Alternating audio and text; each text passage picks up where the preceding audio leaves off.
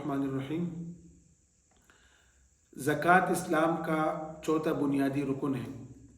ज़कात के बारे में अल्लाह रब्बुल इज़्ज़त ने कुरान में फरमाया कि वो आतुज़्ज़का के ज़कात दो, जगह जगह ज़कात का हुक्म दिया गया है। और अक्सर मकामात में जहाँ कुरान मजीद में नमाज की अदायगी का हुक्म दिया गया है, साथ में ज़कात की अदायगी का हुक्म दिया है। ज़कात की अहमियत का अंदाज़ा इस बात से लगाया जा सकता है कि प्यारे नबी सल्लल्लाहु अलैहि वसल्लम ने बाकायदा इसके एक तफसीली निसाब बयान फरमाया। सबसे पहले जो है वो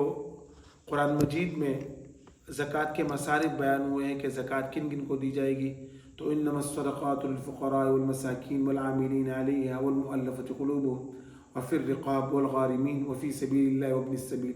वहाँ तफसीली अहकामात है कि ज़कात के मसारिफ कौन कौन से हैं, कि ज़कात जो है फ़कीरों को दी जाएगी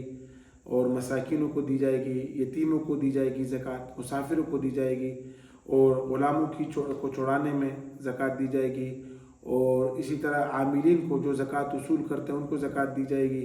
और इसी तरह जो अल्लाह के रास्ते में मुसाफिर हैं उनको ज़कात दी जाएगी, जो कर्ज़दार हैं उनको ज़कात दी जाएगी। कुरान मजीद में ज़कात के अहकामात तफसील के साथ जो ज़कात के मसारिफ जो मौजूद है।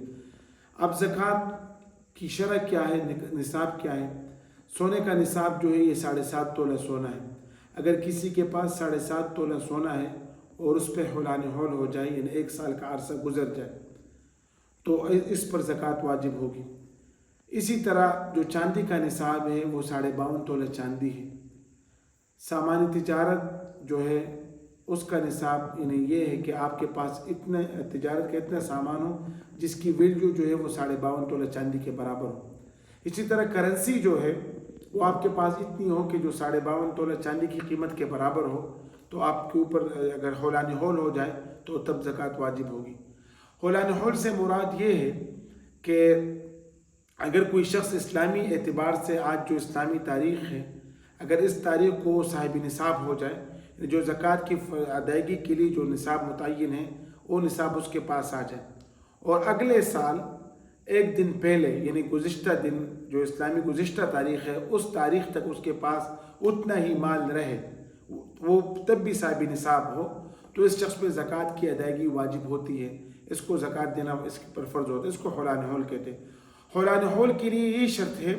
कि हौलान हौल जो है वो इस्लामिक कैलेंडर के अतबार से होगा, इस्लामी साल के अतबार से होगा, वो अंग्रेज़ी साल के अतबार से नहीं होगा। दूसरी बात यह है कि हौलान हौल के लिए साल के जो है ना स्टार्ट में और एंडिंग में आपका साहिब निसाब होना ज़रूरी है। अगर खुदा न ख्वास्ता साल के दौरान निसाब कम हो जाए तो उससे आपका साल टूटेगा नहीं, बल्कि साल उसी तरह बाकी रहेगा। जैसे इसकी मिसाल ये है कि अगर किसी के पास 10 रबीउल अव्वल को 8 तोला सोना है और अगले साल उसके पास 9 रबीउल अव्वल को भी 7.5 या उससे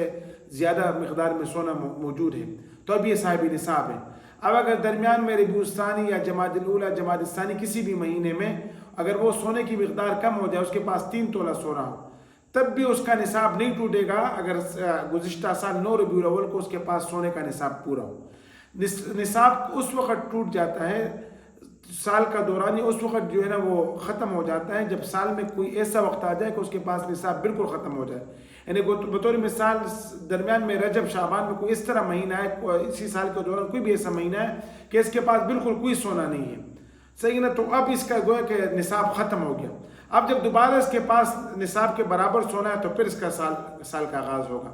तो गोया कि हौलान हौल जो है इसको कहते हैं कि जो माल है जो निसाब है उस पर साल गुजर जाए।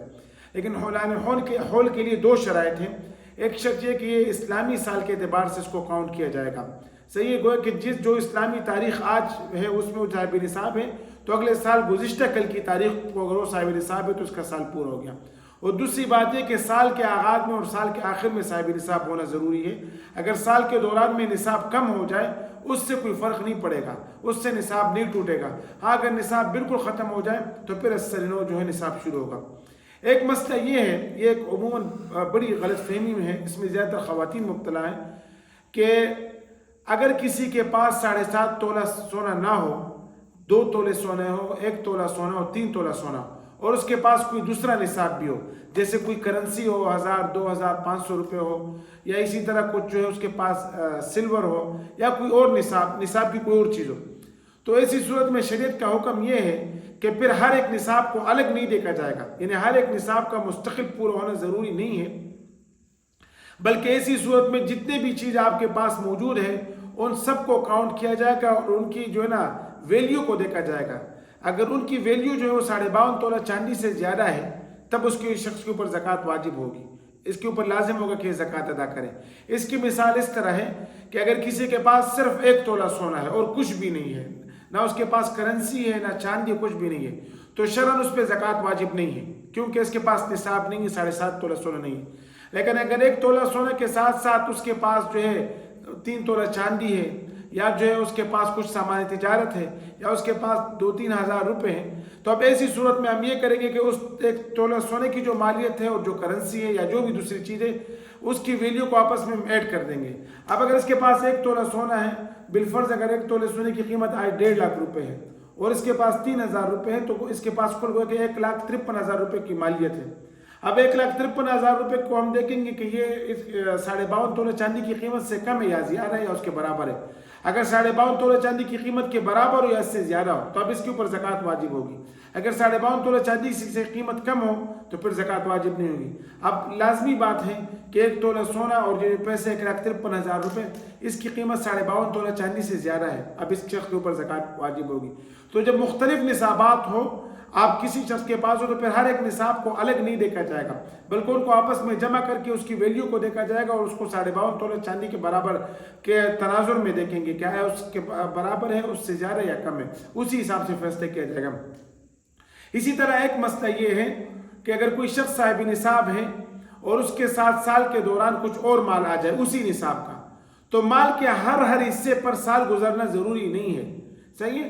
بلکہ جب آغاز میں صاحب نصاب تھا، آخر میں صاحب نصاب ہے، تو آخر میں جتنا بھی مال ہو سب کی زکوٰۃ اس کے ذمہ واجب ہوگی۔ اس کی مثال یہ ہے کہ جیسے اگر کسی شخص کے پاس یکم رمضان مبارک کو 7.5 تولہ سونا ہے اور اب اگلے سال پھر آگے شوال، ذوالقعدہ، ذوالحجہ، محرم میں یا ذوالحجہ میں یا شوال میں کسی بھی مہینے میں یا ربیع الاول میں اس کے پاس 6 تولہ سونا ہو رہا ہے، اب اس کے پاس اگلے سال جو ہے 30 شعبان کو 13.5 تولہ سونا ہے،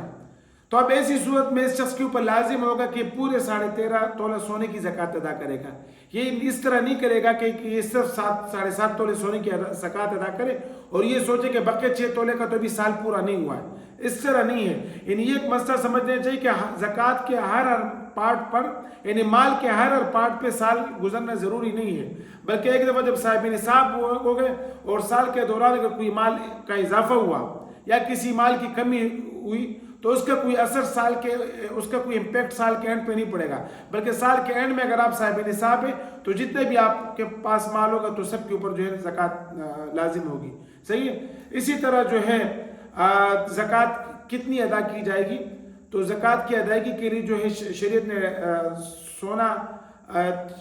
سونا، چاندی اور کرنسی، ان کی جو زکوٰۃ ہے یہ 2.5%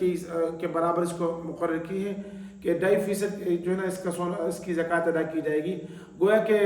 اس کو ہم 40 سے 2.5% نکالنے کا آسان طریقہ یہ ہے کہ اس کی مالیت معلوم کرے اور اس کو 40 سے جو ہے وہ ڈیوائڈ کرے، تو جو جواب آئے گا تو وہی جو ہے زکوٰۃ میں ادا کرنی ہوگی۔ جیسے اگر کسی کے پاس 1 لاکھ روپے ہے اور اس کو زکوٰۃ ادا کرنی ہے تو 1 لاکھ کو اگر وہ 40 سے ڈیوائڈ کریں گے تو جواب آئے گا 2,500، تو اب 2,500 روپے اس کو زکوٰۃ ادا کرنی ہوگی۔ یہ زکوٰۃ کے بارے میں جو ہے وہ کچھ بنیادی مسائل تھے، مزید اگر کوئی مسئلہ معلوم کرنا ہے تو انشاءاللہ تعالی نیچے دیے گئے نمبر پر جو ہے آپ کانٹیکٹ کر سکتے ہیں۔ قرآن و سنت کی روشنی میں جو ہے انشاءاللہ تعالی آپ سب کی رہنمائی کی جائے گی۔ اللہ پاک ہم سب کو ان باتوں پہ عمل کی توفیق دے۔ وآخر دعوانا ان الحمدللہ رب العالمین۔